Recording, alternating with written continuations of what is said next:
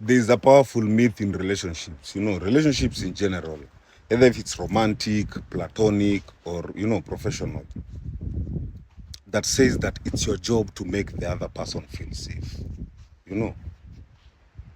But emotional safety doesn't work like that. Emotional safety is not something you give to someone. It's something they must first cultivate within themselves. You know, you can support someone you can support someone's healing, but you cannot carry it. You can offer presence, but you cannot be their safety net. Why? Because when someone places the responsibility for their inner safety on you, what they are actually doing is outsourcing their emotional regulation. True self-safety is built from the inside out. It comes from self-awareness, boundaries, emotional accountability, nervous system regulation. When someone hasn't done that work and comes into a relationship expecting you to be their calm, expecting you to be their fixer, expecting you to be their anchor, it becomes codependence, not connection. When safety becomes a weapon, my friend, people will weaponize that language of safety to control others. You're making me feel unsafe when you express that boundary. If you loved me, you'd change to make me feel secure. My friend, that is not safety. That is manipulation cloaked in vulnerability. And if you fall into that trap, you begin to perform, not to relate. You shape shift to avoid their triggers. You walk on eggshells to maintain their calm. You abandon your truth to accommodate their wounds. That's not love.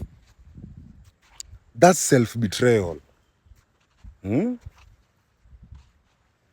Of course, we should be kind. We should be honest. And we should be emotionally aware. But that doesn't mean we must constantly filter ourselves to avoid discomfort. Dull our edges to suit their insecurity.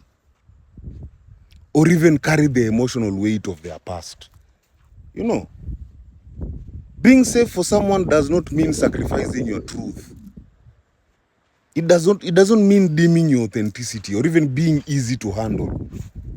True safety is when both people take responsibility for their inner world, and meet each other with awareness, not expectation. If someone makes it your job to make them feel safe while they're refusing to do the inner work, my friend, let them go. In fact, let them go with love and clarity. You're not called for honoring your limits. You're not selfish for refusing to be the emotional cushion.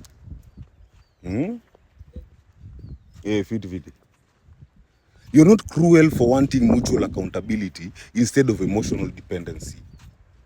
You are allowed to say it's not my job to make you feel safe.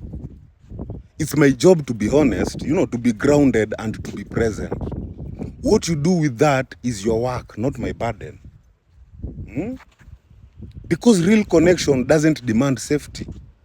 It co-creates it. And that only happens when two whole people meet, not one trying to complete the other. My people, heal. Heal.